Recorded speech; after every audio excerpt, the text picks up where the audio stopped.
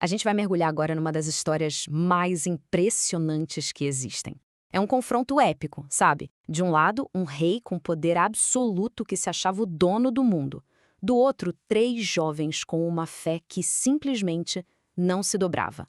É uma narrativa incrível sobre poder, sobre convicção e, claro, sobre um milagre que desafiou o próprio fogo. Para entender bem essa história, a gente vai seguir um roteiro em 5 atos, digamos assim. Primeiro, o cenário, um império e uma estátua. Depois, a resistência. Em seguida, a intervenção divina, que é espetacular. Aí vem a virada na história, com a reação do rei. E, por fim, o que a gente pode aprender com tudo isso. Vamos lá. Bom, para começar, vamos nos transportar lá para o século 6 a.C., para o coração do Império Babilônico. O poder ali estava todo concentrado nas mãos de um homem, o rei Nabucodonosor. E ele governava um território assim, gigantesco e super diverso. Então, pensem comigo, como é que se unifica um império tão vasto, cheio de culturas diferentes? Nabucodonosor usou uma tática que é um clássico de quem tem o poder absoluto. Criar um símbolo para forçar uma unidade, uma ideologia de Estado. Essa estátua imensa não era só uma obra de arte, não. Era uma ferramenta política, um monumento à própria glória dele, exigindo lealdade total. E aqui tem um ponto que é fascinante, que é a psicologia do rei. As fontes mostram que, antes disso, ele até tinha reconhecido um deus superior. Mas agora ele estava, embriagado pelo próprio poder. Ele passa a exigir adoração para um ídolo que, no fundo, representava ele mesmo. É a clássica jornada do orgulho que a gente sabe que não costuma terminar bem. E o comando do rei foi direto e brutal. Uma demonstração clara de como o poder absoluto lida com quem pensa diferente. A ordem era simples. Quando a música tocasse, todo mundo, todos os oficiais tinham que se curvar. Quem não obedecesse, a punição era morte. E uma morte terrível, ser jogado numa fornalha ardente, sem meio termo. Agora, é óbvio que uma ordem dessas ia encontrar resistência, né? Era inevitável. Chegamos então no ponto de ruptura, porque nem todo mundo estava disposto a se ajoelhar. E essa resistência veio de onde menos se esperava, de 3 administradores judeus de alto escalão, Sadraque, Mesaque e Abednego. Isso torna tudo ainda mais tenso. Eles não eram rebeldes qualquer, faziam parte do sistema, foram colocados ali pelo próprio rei. De repente, eles se veem num beco sem saída, ou lealdade ao Estado, ou fidelidade total à fé deles, que proibia adorar ídolos. E é nesse diálogo que a gente vê o ápice do conflito, né? Fica tudo às claras.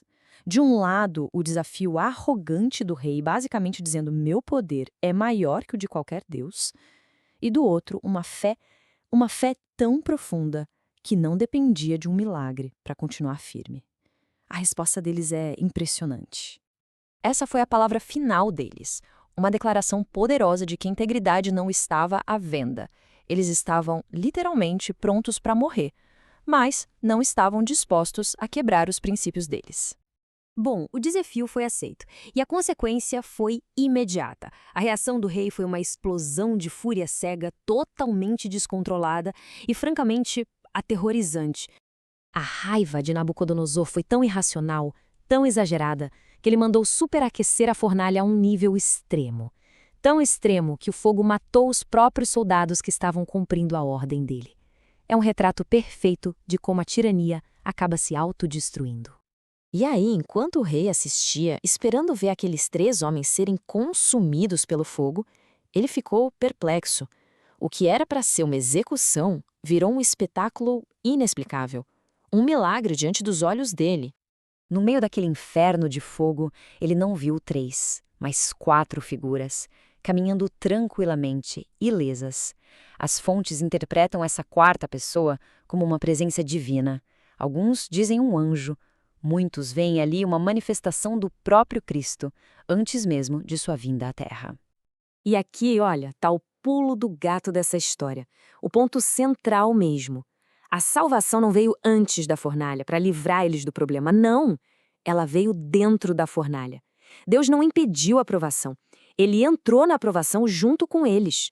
E o fogo, que era para ser a arma da morte, virou a ferramenta que queimou só as amarras e os libertou. Esse evento, claro, forçou uma reviravolta completa. O orgulho do homem mais poderoso do mundo teve que se curvar. Ele foi confrontado com uma realidade que ele simplesmente não podia controlar. A jornada do rei é impressionante e completa. Ele vai da arrogância desafiadora ao espanto total. E, por fim, chega à reverência, à humildade, reconhecendo um poder infinitamente maior que o dele. A mudança é radical. E olha que ironia! O mesmo rei que tinha decretado a morte para quem não adorasse o ídolo dele, agora emite um novo decreto sob pena de morte para proteger o Deus que tinha acabado de humilhá-lo. É uma inversão total de política, de crença, de tudo. Certo. Então, depois de tudo isso, o que a gente pode tirar desse relato incrível? Quais são as lições que atravessam os séculos e ainda falam com a gente hoje? A história nos deixa com algumas lições bem poderosas, né? Que a integridade não tem preço. Que a fé de verdade não é só para momentos bons. Ela se prova no meio do fogo. E que a coragem baseada em convicção pode, no fim das contas, expor os limites de qualquer tirania. E isso tudo nos leva a um último pensamento. A história da fornalha não é só sobre o passado. Ela nos força a pensar e hoje. Num mundo que pressiona tanto para a gente se encaixar, para seguir a multidão, qual é a força das nossas próprias convicções? É um verdadeiro teste de fogo para os valores de qualquer pessoa, em qualquer época.